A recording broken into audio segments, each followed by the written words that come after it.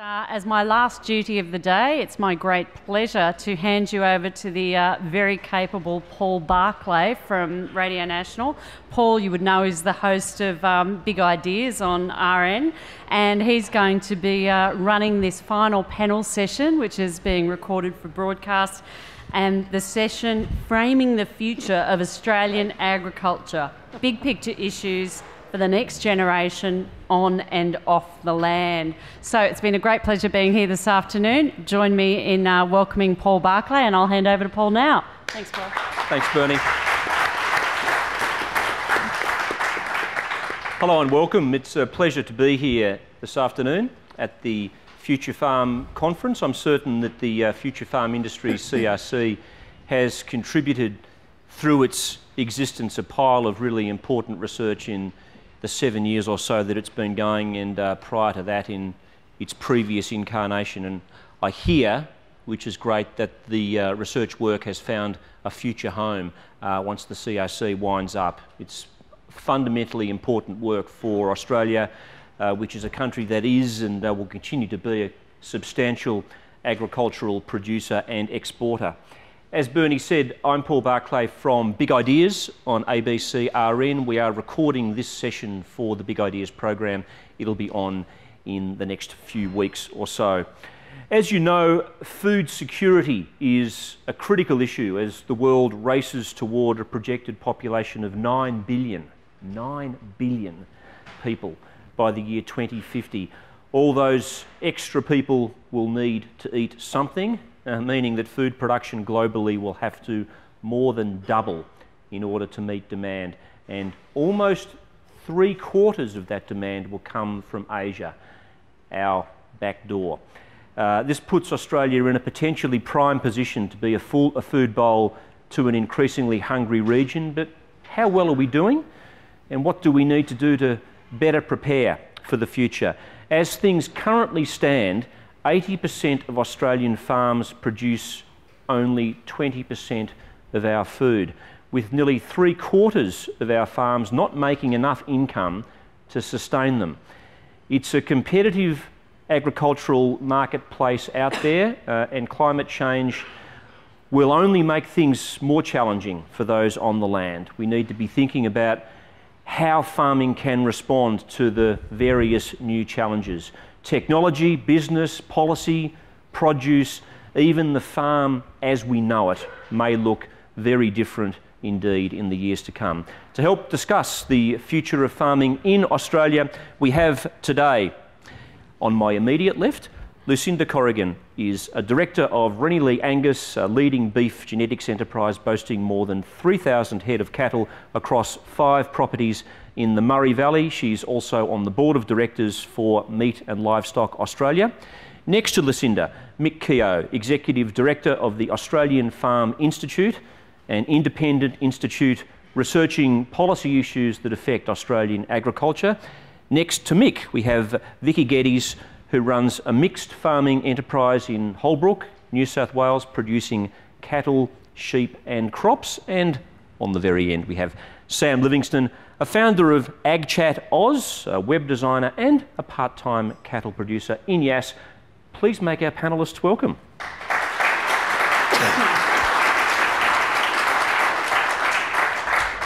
So Mick, as I said, until recently, agricultural growth had been keeping up with that increase in population. Between 1961 and 2008, the world's population increased by 117%, but crop production rose by 179%. Are we going to be able to continue to keep doing that, matching, if not bettering, population growth with crop production and agricultural production growth?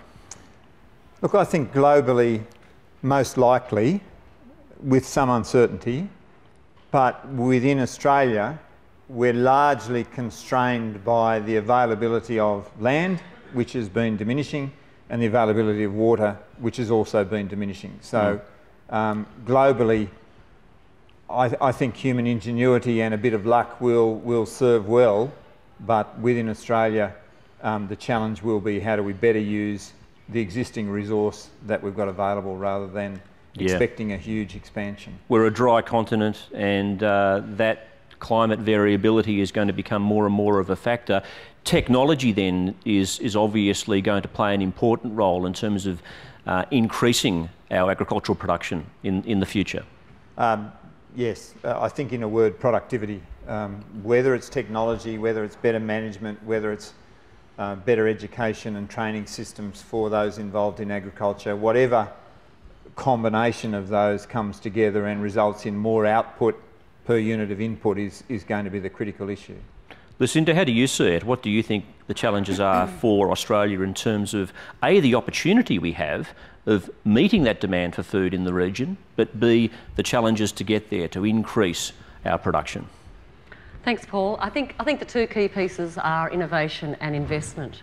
So if we look at what was announced last night with the Australian-Japan Free Trade Agreement, the modelling suggests from Meat and Livestock Australia that the industry will have an increase in income of 7% per annum over the life of the agreement. But at a business level, each business will reap that benefit based on their own investment in innovation, because it won't automatically flow. It will vary business to business. So I think the innovation piece is huge. As Mick mentioned, training. I think human capability and how we upskill the intellectual horsepower in our industries is a really key part of that. And I think, and a lot of that will require investment in better systems. I think a lot of the innovation we do will be not just in a piece of technology, but in how we manage our people, and really improving all those systems within businesses. Sam, Lucinda just mentioned the free trade agreement there, and it's been suggested that that free trade agreement with Japan will significantly benefit cattle producers. I'm not sure whether you've had a chance to come up to speed with what that might mean for a relatively modest cattle producer like yourself, but more, and also more generally for cattle production around the country. Is this something we should welcome? Do you think it does have the potential to open more markets, more export markets for Australian producers? Oh, for sure, Paul. And anything that does open the doors for more Australian produce to go out the door should be welcomed. For my personal, I've only got 24 head of cattle, so yeah, probably not the biggest. From little things, exporter. Big things grow. That's very true. And I supply to a domestic market anyway, so a free trade agreement for me wasn't as a bigger impact, I suppose. But for some of those guys up north, especially the exporters, would be massive. It's dropped from about 30-ish%, Lucinda, down to 38.5 down. Yeah, down to 19. So over those 15 years that the trade agreement will cover, that's a great thing for us. Mick, how do you see the free trade agreement? I know the sugarcane producers up north are not terribly impressed because there's nothing really in it for them. But more generally, do you think is this something that could substantially benefit Australian agriculture, or are the benefits perhaps being slightly overstated? No, I think the benefits will be quite substantial, and Japan has been one of our best markets, particularly for beef, and will continue to be on this basis, and I think that's important. So that's consolidated a position there. And then the challenge will be China, because China's going to be the next big thing, if it's not already, and securing access and securing markets there, as well as consolidating in Japan, I think is a very good outcome. Vicky, I mentioned earlier 80% of our farms producing 20% of our food. As someone who runs a farming business, how do you explain that imbalance and what needs to be done about it? I know that's a bigger picture statistic other than just on your farm, but perhaps you can point us to some of the challenges or some of the things that we need to do to improve productivity. I think farmers probably tend to be fairly risk averse. You know, they're dealing in a system that has a lot of variables that they can't control. So you've probably got, and especially when systems get under pressure, you've got areas that will become less likely to take risks. And bringing in new technology, new innovation, that is, yes, it has benefits and foreseeable benefits, but there can also be risks, you know, doing something that you haven't done before. And I think this is this whole conundrum about, as markets become more variable, as climate becomes more variable, and our systems get put under more stress, you're going to be asking producers to find productivity gains and ask them to take risks by bringing in new innovation, new research. But that's opening their family businesses up to more economic risk than they may be willing to take. So I think there's this conundrum that to get the productivity gains, industry and government and research bodies need to be driving new research, finding what are going to be the new technologies that take us forward, but being very aware about how you get that adoption and making sure that it is in a sort of as least risk pathway. And I think that's why systems-based research is incredibly important, because you look at that whole of picture and you're far more likely to get safe adoption, if you want to call it that, and productivity gains going forward. Lucinda, you used the analogy of Australian agriculture looking a little bit like the company Kodak. I like this analogy. Kodak invented the digital camera but wouldn't embrace it out of fear of what it would do to their photo processing business. So the company that invented the digital camera went broke because of the digital camera. One of the great ironies, really. How is this analogy, though, playing out in Australian agriculture, or how could it potentially play out in Australian agriculture? I think it's really in the people who run the farming businesses and developing a capacity for change. So a lot of that's about education, about the ability to take on technology. I think when the Kodak metaphor is kind of a really good one for thinking about the future. I'm in a farming business which in 3 years' time I'll have 2 children home, taking over the reins slowly, my husband says, not straight away. And so there are lots of challenges in being really open-minded and looking at what industry does best, and it's not just within agriculture. If you look at Professor Danny Sampson, who writes a lot about change in other industries, we can learn a lot from looking at, whether it's, dare I say, the innovative companies in electrics, or he quotes all sorts of companies in different industries which have really made substantial changes. And so I'm a great believer that we look at the corporate world and we take the best out of it and we apply those to how we grow our businesses with agriculture. I'm a great believer in scale, because I think scale gives us resilience and it gives us the ability to deal with, I guess, the risk that Vicky's mentioned. Yes. We have the technology and innovation. It's just that we're not embracing it as we should. Is that what you're saying? No, I'm really saying we need to keep investing, and we need to ramp up our investments in the actual technologies. But we do have a lot of other things we can do in terms of innovation, which is a lot about how we work and how we grow our businesses and how we how we do change. Because I think farmers are by nature very risk averse, and you have to take risk really to keep growing. Well, it's a paradox, Mick, because farmers may be risk averse and involved in very traditional industries, but farming itself is a risky business. So Absolutely. They're risk averse on the one hand, but they're involved in an essentially risky business on the other. So they actually they do understand risk really well. It makes sense in many respects, because at the aggregate industry level, businesses in agriculture in Australia, 2.5 times the average level of volatility, experience 2.5 times the average level of volatility of industries in the economy more general. So if the index for industries in the economy of volatility, risk each year, is 100, agriculture is about 230 to 240 on that index. And so I think a lot of farmers are aware of that. And for example, people outside agriculture say you've got lazy balance sheets, you've got 70 to 80% equity. A normal business doesn't do that. But in fact, many in agriculture would argue, no, that's smart, because your best reserve in the case of risk is capital or equity that you can call on for liquidity. So, I think that's quite important. The other, and it's interesting, that other statistic you quote about 80% of farmers only producing 20% of output. Most of those are in fact very well managed in terms of risk, because they live off farm income.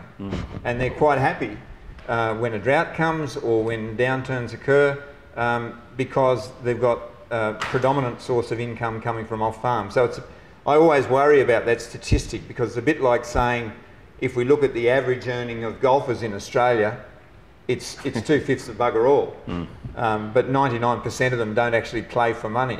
And there's a little bit of that in agriculture. I'm not sure it's 99%, but it's that similar sort of statistic.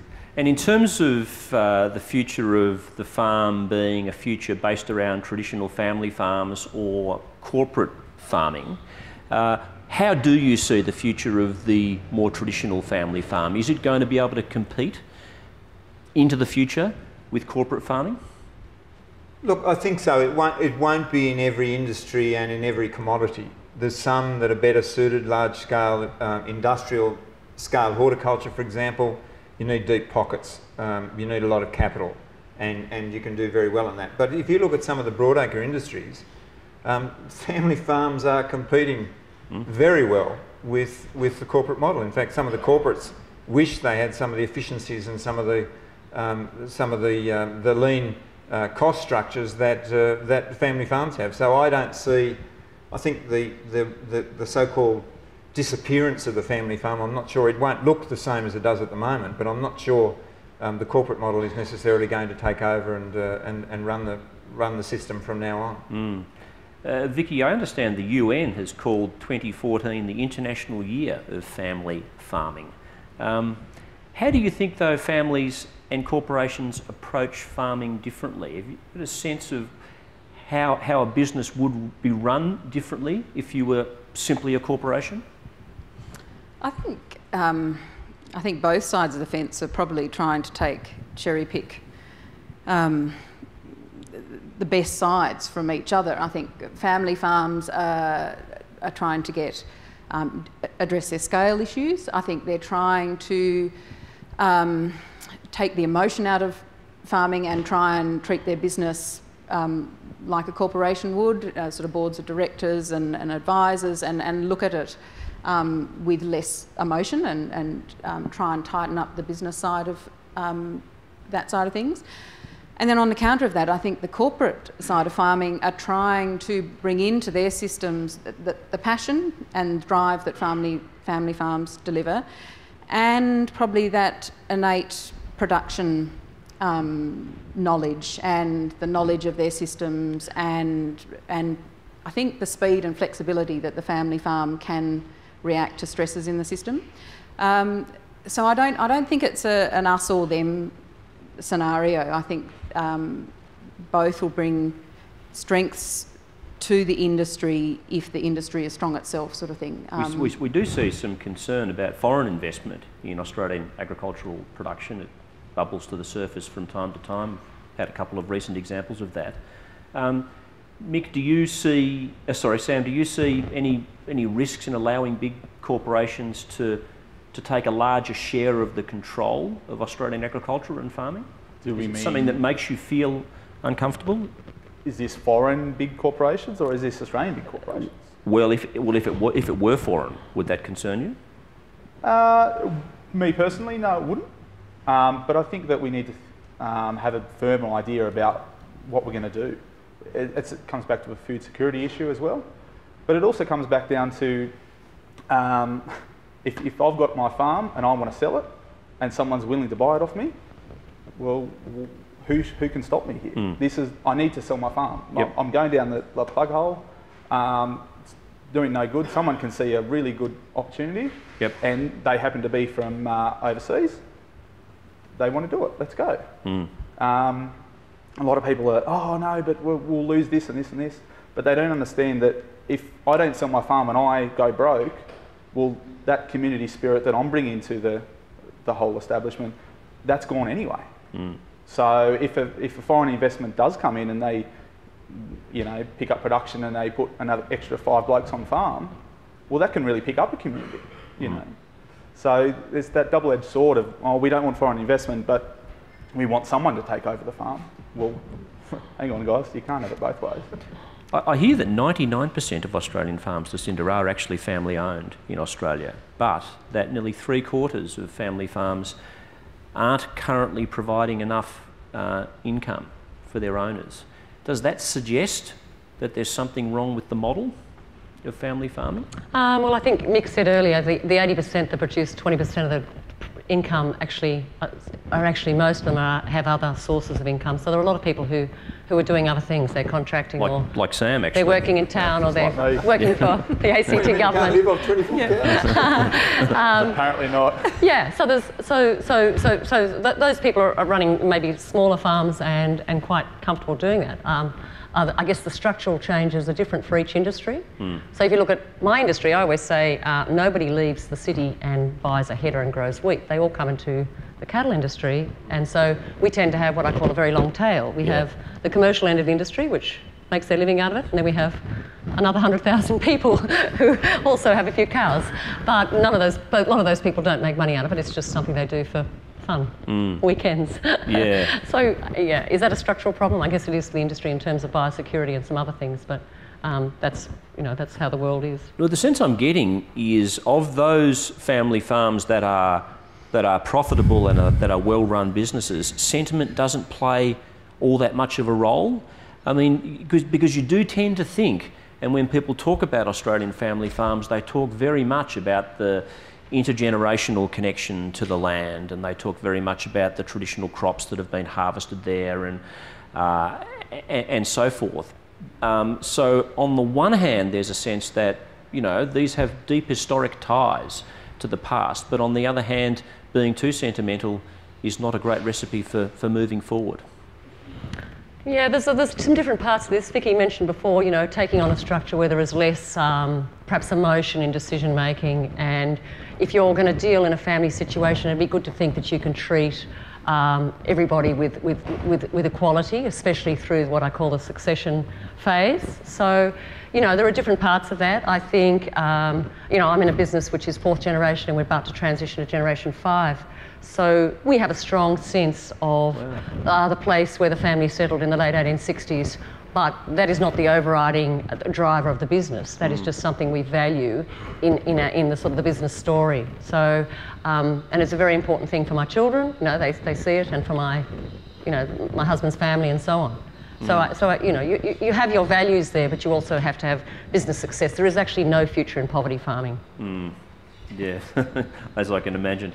Sam, you just started your own farm near Yass, did you say? Yeah, so I just on a property near Yass, about 20 kilometres out of Yass. Started about 18 months ago, very much like Lucinda said, the golfer. the golfer coming in and picking my few head of cattle and rounding them up. But with a hope that one day you can farm full time? Oh, for sure. Yep, I've got a 5-year plan to actually have that 100 head of cattle, which again, it's not too much. Yep. But it's enough to either see if I'm going to make a go of it, or enough to say, well, I had a crack, and sell out and have a nice holiday on the profits that I get from. So what do you need to do in the next 5 years to determine whether or not that will be a goer? Well, actually, at the moment, I'm actually looking to move into Western New South Wales, or the Central Tablelands. So I'm looking for job prospects to actually get myself out there and give it a go, I suppose. Yep. I would like to be able to do that, and really admire people that say that I'm a farmer. I'd love to be. I don't call myself a farmer because it's a bit of a cop-out, really. I like your part-time producer thing. That's what I'm going to put on the business card. So how many head of cattle do you need to run a viable business, do you think? I would estimate the 100 head would be fine, and then I'd be trading every 3 to 4 months, and that would keep a cash flow going. But I'd probably need something like 500 head to be 500 head to be profitable and to be not kind of scraping every week to going down to the supermarket and buy some food. It's a fairly turbulent time to be going into the industry at the moment. How do you feel daunted about the I feel excited. medium? Excited? Yeah, really excited to see what opportunities are around. Sometimes through those low troughs, I suppose, you really get to see opportunities pop up, and that's what I've done. The last 18 months. Really, it's been a massive learning curve for me. Yeah. Knowing nothing, I call myself kind of a zero generation farmer. I haven't come from anything, And here I am. I've got my 24 head, you know, pretty content with them, and just building on that. Yeah. You're unusual in a sense in that That's what I get told all the time, actually. you know, you're a young fellow with no real background in this, deciding to move into farming at a time when we're told this is an extremely unattractive career choice for young people. What would you say to young people to enthuse them to get involved in primary production? Give it a crack. There's a lot of money in agriculture. No, profit's a dirty word in ag. People don't want to talk about, yeah, I made a profit on this. But there's money around. There has to be money around. Yeah. There's still people on the land. You know, they're not all going broke tomorrow. Those people are still making money. And that's not to say that they're billionaires out on their farms, although the name Tom Brinkworth comes to mind. However, there's still people making the profit so that they can still afford to be on the land. And for me, that's a great opportunity. That I can see that and go, well, they're making a go of it. What's going to be different from me making a go of it? Vicky, it's great to hear, you know, someone young with such enthusiasm entering into farming at a time when there's so much doom and gloom around. Are you surprised to hear that sort of sentiment coming through? No, because I think if people actually sort of dig a bit deeply into the broader sort of agricultural sphere, it is interesting and it is innovative and it is forward thinking. I think I have a sort of a bee in my bonnet. I think there's this increasing dislocation between the urban audience and what is actually happening in our rural communities, and whether it's a media-driven phenomenon or whether it's, you know, our urban population, you know, they no longer, there's not that generational connect. They no longer have an uncle who's on the farm, or they go and spend their holidays with their, you know, dairy farming grandfather or something. So what the urban community know about farming is very much what they see in newspapers, media, and if that's the story that's being delivered, then they don't know otherwise. And I think if the industry is going to progress forward on all sorts of levels, that story has got to change, and it's got to be actively changed so that we get the next generation of intellectual capital into the industry, into our research bodies, the new generation of farmers. Because, my generation, most of us have tertiary education and we had a career beforehand and we've come back to the farm. But that sort of message is lost. And I think that the industry is on this sort of cusp, and unless that message and that narrative is changed, you're going to get a generational gap. And so I actually think it's an incredibly progressive, innovative industry if you look in the right places and across, you know, all the, you know, horticulture, dairy, grazing, intensive, all the intensive industries. Yes, it's ripe for the picking. It's just getting the story right. How do we get that story right, Lucinda? How do we tell a better story about Australian farming? I think we have to do success and not do failure. So I'm a great believer. There are lots of parts of the economy that deal with failure, but it's actually not, it's not industry. Industry needs to keep pushing forward. It needs to keep investing in innovation.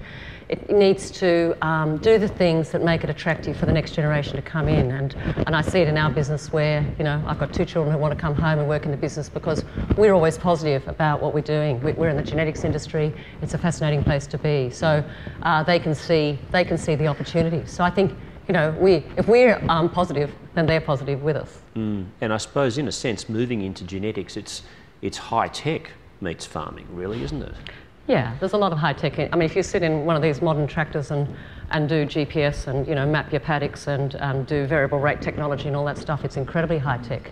You know, we have some very innovative and high tech industries. I think most of them really are now at the leading edge. But Mick, I don't know that the Australian public understands or is aware of that. I think if you asked people in urban Australia whether or not they thought agriculture and farming in Australia was a technologically advanced industry, I think people would just give you the blank stare. I don't think that there is that awareness. No, I don't think there is at all. And one half of me says, well, does it matter? I mean, I think we sometimes focus too much on selling farmers and not enough on selling farm product. We don't go and buy a DVD player and think about the technician in the factory that produced that DVD player and whether they were smart or advanced or anything like that. We want a product that works, that satisfies our desires, and we're happy to be associated with. And I think sometimes we're so self-conscious about the image of farmers that we forget that it's actually our product that matters, and if we sell that successfully, then the rest follows. And I think we're the world's worst sellers of our agricultural products. When we look around the world, everyone else does it better. Why is that? Why is that? Well, I think because we've been predominantly an exporting agricultural industry for a long while, and we are very remote from our consumers in many respects. So we assume that others are going to do that selling for us, and we're happy to wave goodbye at the farm gate and say, right, I've done my job. And I suspect we've got to rethink that model and think about a bit more along the lines that the Kiwis do, that, you know, it's 100% pure and this is our product. And so, you know, you talk to people, what's a good product for lamb? New Zealand lamb. What's a good product in dairy? New Zealand dairy product. So they've managed to establish a brand name and a presence around their national industries, and I think that generates pride, that generates a whole range of things, but we haven't done that. And we've never bothered to do that. Is it because it's come too easy to us in the past as an agricultural producer in the early days, a successful exporter? Now that markets have changed, now there's more of a demand for high quality products, for niche products, for branding of products that perhaps we haven't kept up? I think so. I think we went through a phase from the 50s through to probably the mid-80s, when all you had to do was be the lowest cost commodity supplier, which we probably were, and you were fine. Now we've got Eastern Europe, South America, and even Asia itself can beat us hands down on costs. We can't be the lowest cost supplier in a lot of those markets. So we've got to give consumers and those markets another reason, if we can find one, to buy our products. Otherwise, they won't be buying them. Yeah, so competing on price is a bit of a losing game. You have to compete on quality, is sort of what you're saying. Well, how can we compete on price when our minimum wage rates are triple those that apply in the US, nearly double those that apply in New Zealand? If you've got any industry at all that's got labour involved in Australia, you aren't going to be competitive in a global marketplace. How on earth does a country like Denmark, with such high labour costs, as does Australia actually, how do they manage to export butter to Australia? Butter that you can get in the Qantas lounges, in those little sachets. Why are we spreading Danish butter onto our bread rolls in Qantas lounges in Australia? Well, there's a very successful and interesting story behind that. Firstly, Denmark's a very small place. If it was in the southern hemisphere, it'd be 1,000 kilometres south of the bottom of New Zealand. So it's not a very hospitable place either. And so they've always had a very strong cooperative mentality in their agriculture systems. Two of the world's biggest cooperatives, Danish Crown in the pork industry and Arla Foods in the dairy industry, are in fact owned by the Danish farmers. Arla Foods looked at the Australian market for butter and identified that at the premium end there was nothing. They approached Qantas and said, we'll put our silver and blue sachets in your lounges because that's where the consumers with a bit of spare money are, and we'll put them in virtually at cost and won't cost you anything. And then they positioned, I don't know if you noticed, and I certainly didn't, but I've been told, they positioned them in the kitchen shows, in the My Kitchen Rules and the... So when they went to the cupboard to get butter, it was Lurpak butter. It's bloody clever, isn't it? And that's their marketing, and they've only just now started to go into the mainstream. Yep. And so they've sold that as a premium product. I don't know whether it's a better product or not, but certainly sure as hell the consumers think that if you're doing a special meal, you better have the blue and silver butter. Yeah, my doctor won't let me eat butter, so I can't tell you that either. But there's an example of a very high cost. In fact, they're one of the few countries in the world with higher labour costs than Australia, finding a way to successfully market a product and generate wealth for their dairy industry. Vicky, do you think that Mick's onto something there, that we're not branding and marketing our products as well as other markets? I mean, I think that 100% pure campaign that New Zealand runs has been a spectacular branding success, hasn't it? I take my hat off to New Zealand and their marketing. Every time I had small children not so long ago, and I'm a wool grower, and I wanted wool for babies, and surfed the net, Good Farmer, online shopping, and no products in Australia.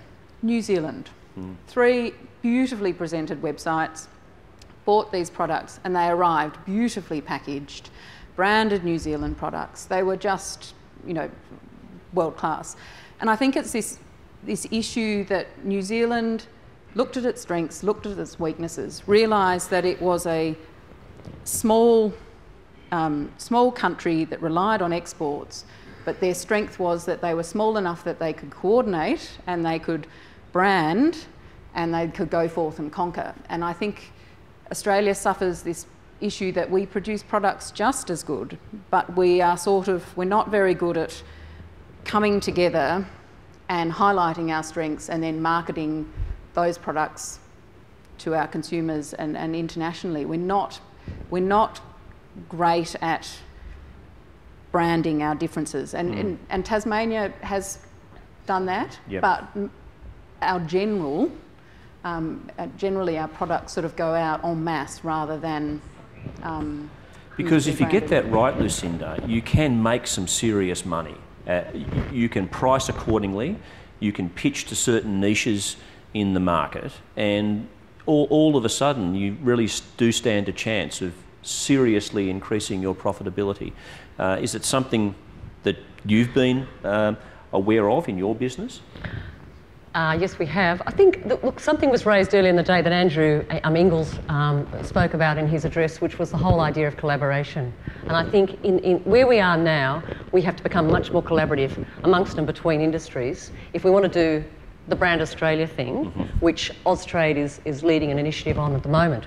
We need to find a way for industries to get together and do that. We've just done an exercise in red meat where we've rebranded true Aussie beef, lamb and goat meat, so that internationally we'll have the same brands across all countries rather than, different one for Japan, different one for America. So that's at a sort of a global Australian level. I think, policy, governments can help in, in a way it's a small piece of work. It's a really important piece of work, but it's a piece of work that if the government can do with industry and we can get an outcome, within a couple of years, would be a really positive thing for the industry. And I was lucky enough to listen to Brian Richards, who drove that program in New Zealand 14 years ago when they did New Zealand Pure.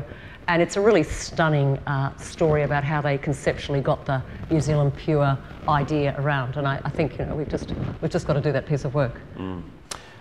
Technology is going to play a crucial role in the future of agriculture. How much is a barrier? How much is cost a barrier to farms introducing the new types of technologies that they will need to become internationally competitive in the future? And if it is a barrier, what can be done to assist farmers to invest in that technology so that they remain competitive? Right. I'm in a fortunate position where we deal with great businesses around Australia, and I'm always amazed by how capable the good businesses are, and nearly all of them have invested in fantastic, say, stock handling systems so they can get the stock to the yards and back again easily. They've invested in, low stress stock handling, yards, wool sheds. You see the businesses that are going forward are investing all the time. Look, I think investment is a really key piece of this, and I think every farm's different, and Vicky made that point before. Some will make the decision that they want to go on and transition to the next generation, they'll keep investing, and some will decide they're a final generation farm, and so be it.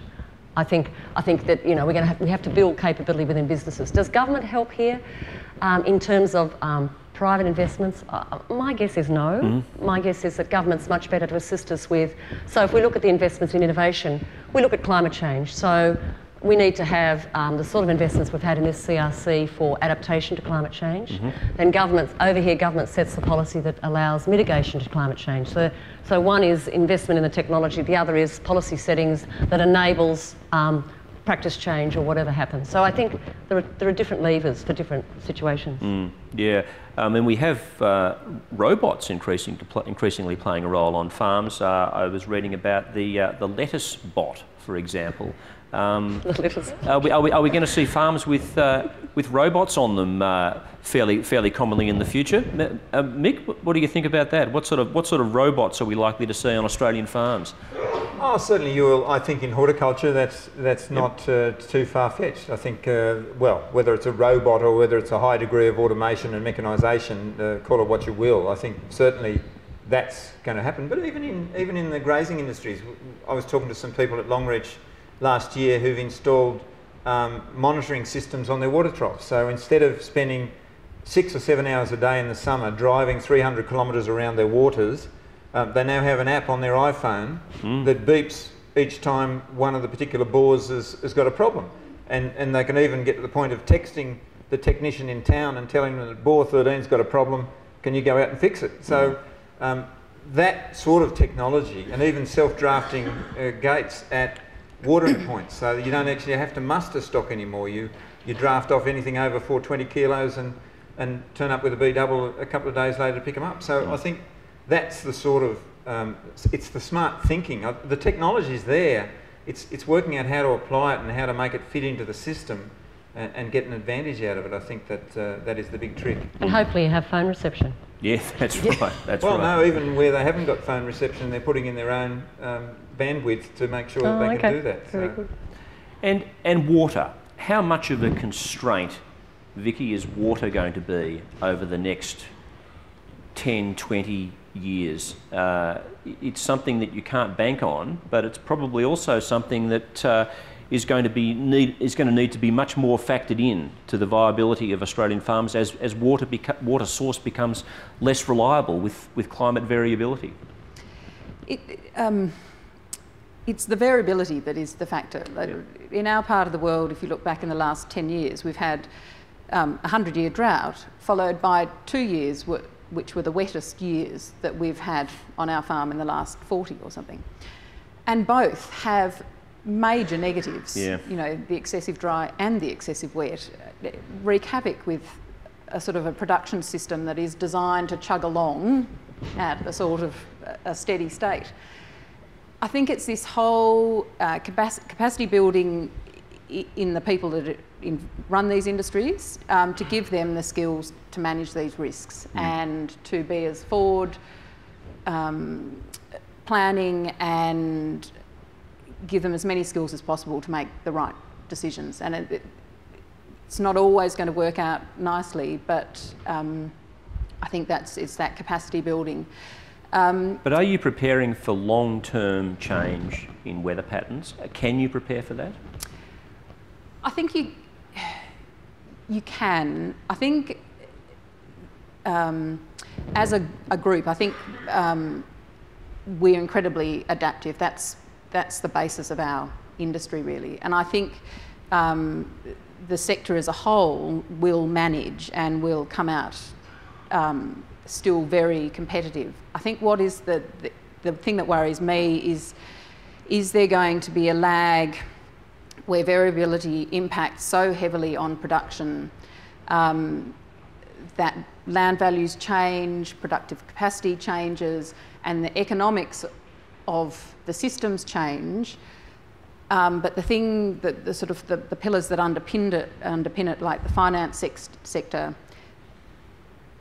there becomes a sort of a problem with land values drop, commodity prices haven't adjusted to the riskier production, so you might lose a whole generation of farmers that just can't ride out the transition. Yeah. And I think, for policymakers trying to look at forward thinking as to what those sort of I would see them as more economic issues rather than production issues.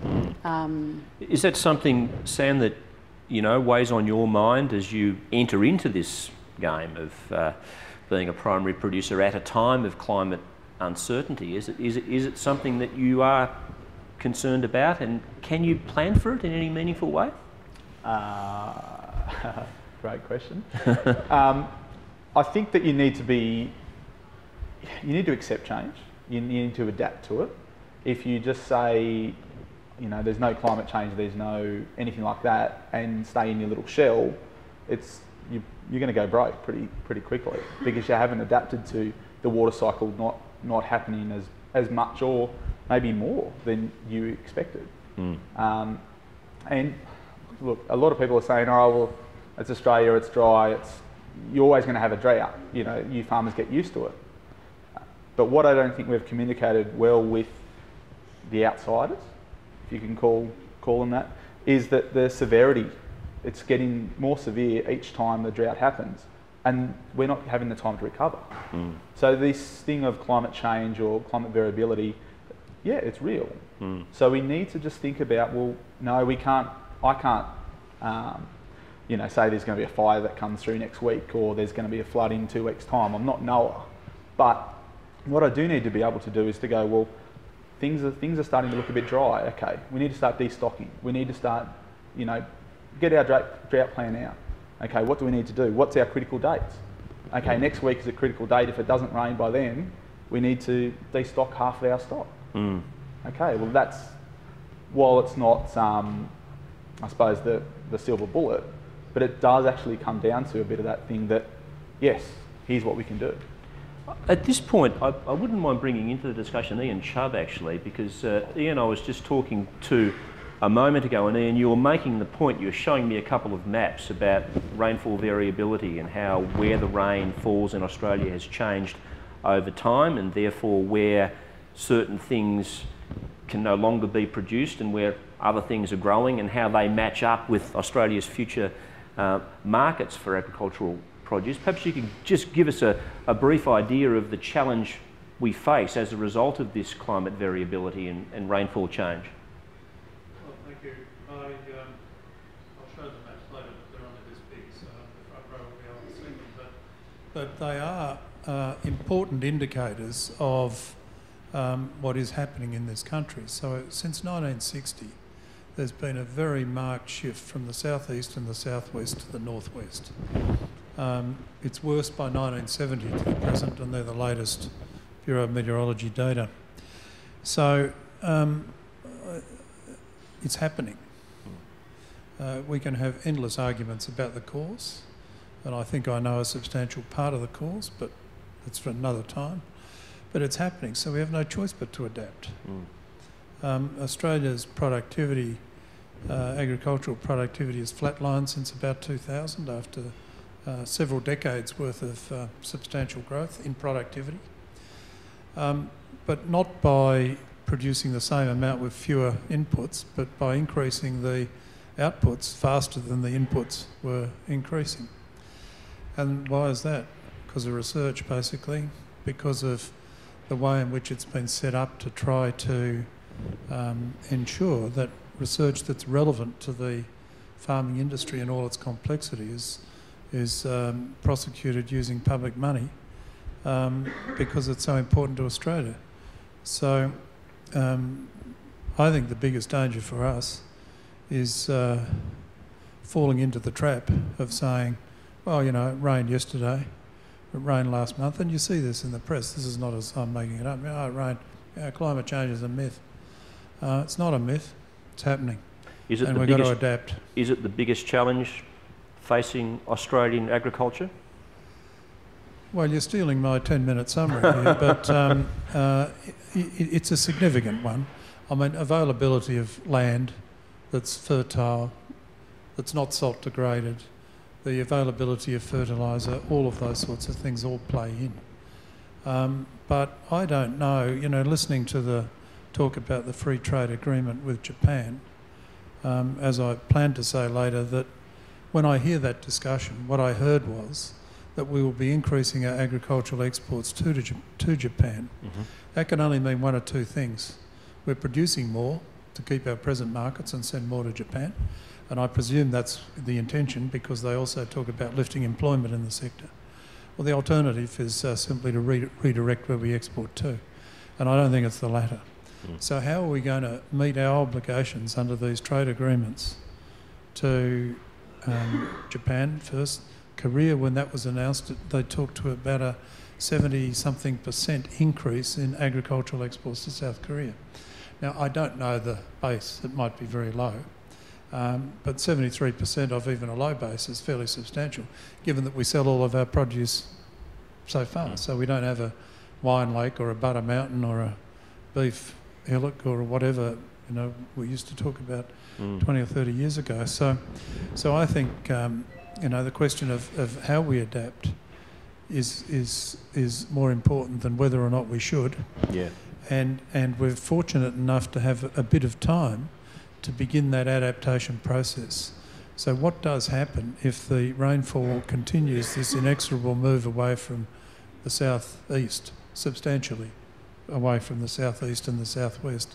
I don't think we grow stuff in the northwest of Australia that is actually, you know, beyond mangoes and beef, that I can't imagine the Japanese flocking to the market to buy them. I can't see that we won't reduce the quanta of wheat production, fibre production, given the rainfall patterns.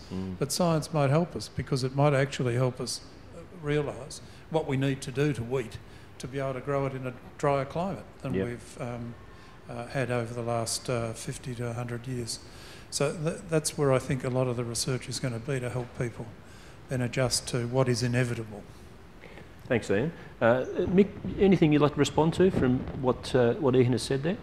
No, I think either way you look at it, either we're facing, it doesn't matter whether you think we're facing more challenges in terms of climate or the potential's there for increased markets. The answer to both those questions is productivity growth. And we saw it in, I mean, it's a fascinating example in the Western Australian grain belt this year. Some of those producers over there grew a 2-tonne crop, which is quite reasonable for them, on about 130 millimetres of growing season rainfall. No one else in the world can do that. So that gives you a sense that productivity and productivity gains is a critical issue there. And I think the challenge we've got is to make sure our innovation system, if we want to call that, so our researchers, our extension, our farmers themselves, are working much more collaboratively around those problems. I think we're in real risk at the moment, where in Australia we've got a university sector over there, CSIRO over there, state departments sitting here just about diminished in their capacity, private advisors advising farmers, and farmers over here. And everywhere you look around the world where they've got a successful innovation system, they all work together. And I think that's the big challenge, to trigger that productivity growth that Ian was talking about. To use an agricultural term, too many silos, not communicating with one another. I'm putting it too simply. It's not as simple as that, but I think that's one of the challenges. Okay, I just wanted to put it out to whoever on the panel wants to comment on this. The federal government's producing a white paper at the moment on Australia's agricultural competitiveness. I imagine it will touch on productivity as well. It's due out later this year. If I could just get a sense, I don't know whether you've got an idea, listener, about what some of the main issues are that ought to be examined there in that white paper? I think the key areas around capacity, about investments in innovation. I think I'm very interested in the long-term bodies of work, so the transformational investments in R&D which we've made. And if you look at the grains industry and the minimum till story, and just what Mick's just quoted, that is an incredible success story since the 1970s. Productivity growth has dropped off. John Paciora recently came to a meeting I was at with the graph of the increases in productivity over that time. I think if you look at the prime lamb industry, you see this wonderful story of a change in, and you know, we used to call it the fat lamb industry. It's no longer. It's an industry which is really tailored to a high quality product. It's had all sorts of things happen over the last 20 years. We now have used lambing at 7 months old, turning off their first lamb to market at a year. It's quite a revolution, and it's taken a lot of cost out of the system. It also requires a lot more precision, the sort of thing we heard today with systems R&D. So I think we have to have a good view of what those transformations are going to be, whether it's adaptation to climate change in various industries or what it is, and make the investments. I also think the collaboration piece, and I'd have to say that I think private investments, so within our farming business we're setting up an R&D mechanism so that we can invest in, we can have partnerships with public R&D, and we can provide, say, data. So we're in the sort of genomic space, so we can provide phenotypes for proving gene tests. I mean, it's a little thing, but you can do it through an SME like us. And I think we're going to have to look at these new mechanisms and really get involved at the sort of the cutting edge. Perhaps I can put another question to the floor to Andrew Inglis on this. Andrew is the chairman of the Future Farm Industries CRC, whose work we're celebrating today. Andrew, what are you hoping to get from the white paper? Well, I'm hoping to get a response to a couple of areas that currently are not in the issues paper, which is a bit disturbing. And one is the question we've just been discussing, and that is the impact of climate change. And there's no consideration in the current issues paper as to the importance of our industries being able to adapt to climate change, which we are acknowledging is something that is going to affect our competitiveness and indeed the competitiveness of other countries where we sell our products or where we aim to compete. So that's a concern to me. And the second matter that's not addressed in the issues paper is the whole question of sustainability. And every farmer knows this. If whatever production systems we use, whatever means we aim to be more profitable, if what we're doing is not sustainable, then it's not going to be enduring. So I think there are two critical elements missing from the issues paper. One is the importance of sustainable agricultural practice. The second is the critical ability to actually adapt to change. Farmers have historically demonstrated they can adapt to change, but we need to have a strong research basis that underpins that capacity. And the other thing I'd say, and it's already been mentioned, is the importance of ensuring that we have a collaborative approach. You'd expect me to say that as a representative of the Cooperative Research Centre that's celebrating today. But that is, to my mind, the other critical element, and somehow Australian agriculture has to be more cooperative, more collaborative, and particularly in the area of research.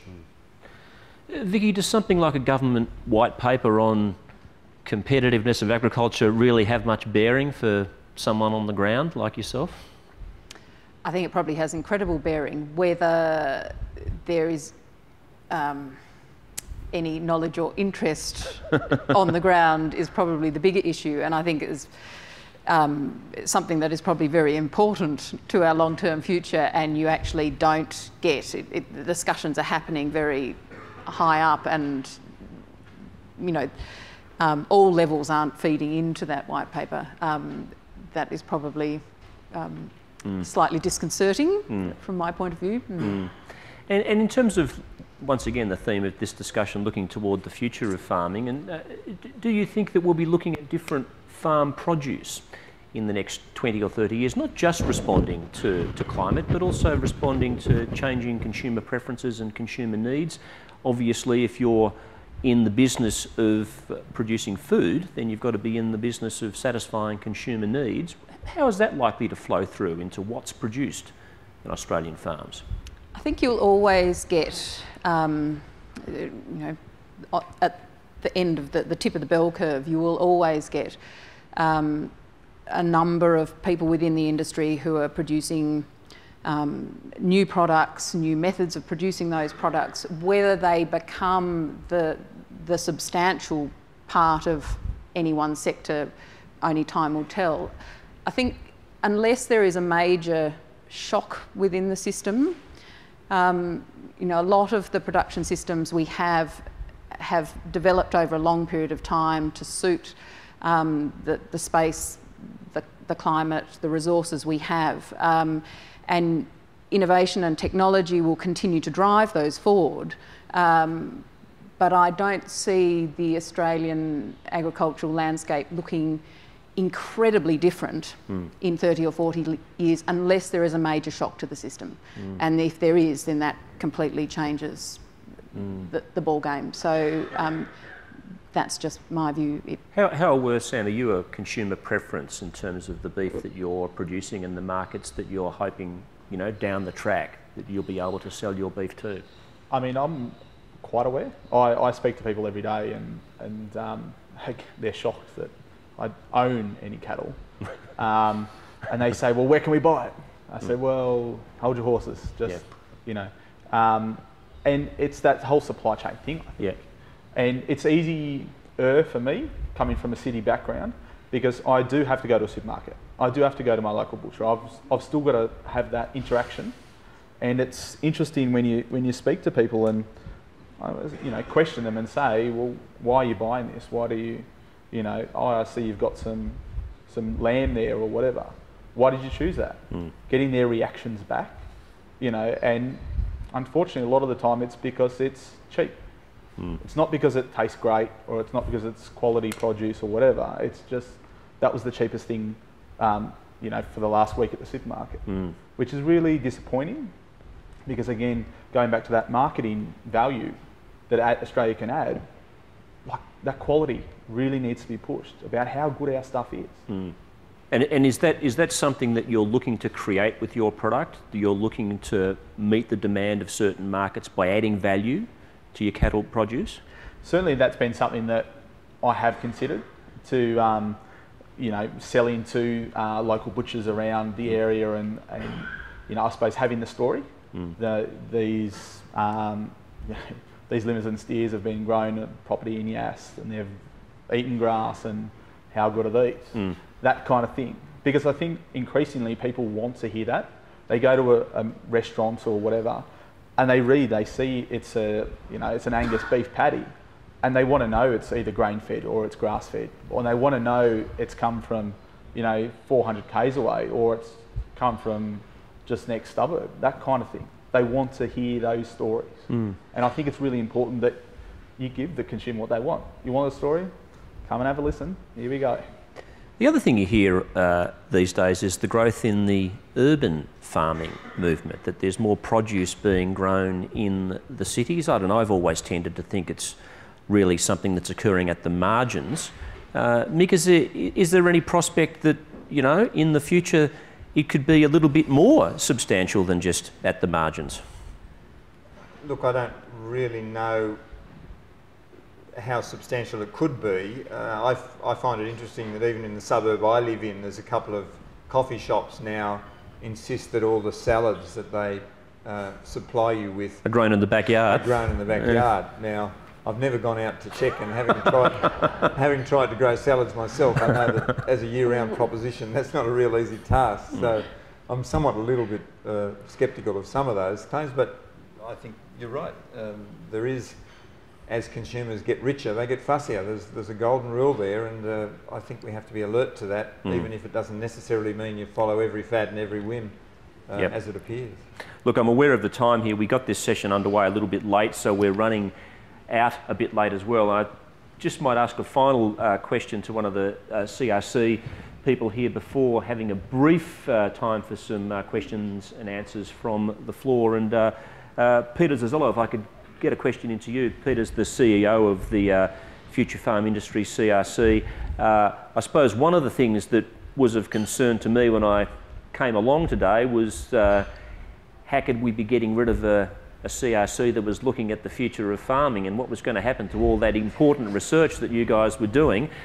I've subsequently found out that most of your research, if not all of your research, will continue after the CRC is wound back. That's obviously very reassuring. And perhaps you could also just give us a very brief idea, without taking too much of our time, about what you think some of the achievements have been over the years. Well, firstly, on your first point, that's true. Most of our IP, in fact, all our IP and all our research programs are being transitioned to our participant reps. So wherever there was a lead agency involved, they've generally been really keen to continue that momentum. And in many cases, even the funder of those projects are continuing with it. So a lot of our projects are continuing post-CRC. A number of our products have come to an end. So we're actually at the sticky end now, where we're commercialising a number of our products. And so the investment actually moves from us as a CRC into the hands of the commercial companies who now have to do all the marketing and getting it into the marketplace. I think for me, I wrapped up today by saying I think that the pleasing thing about this CRC is that we now look back over, as of this date, that 5,000 farmers in southern Australia have adopted practice change on over 1 million hectares of land already to date. You know, and we continue to think that over the next decade and a half, with the momentum that we've created, that kind of impact and practice change will continue. So we're pretty excited. We think we've got a great foundation. A number of our products have come to a, if you like, a natural conclusion, not only in terms of commercialisation, but are now at that level of the adoption curve where they're actually moving up. There is a level of maturity. So the research is finished, and it's now about just getting people aware of what they can do. And it was like what Vicky and Lucinda were saying. It's about getting that capacity building started so people can adopt that change. Thanks, Peter. And also, before I take some questions from the audience, will you please thank our terrific panel today?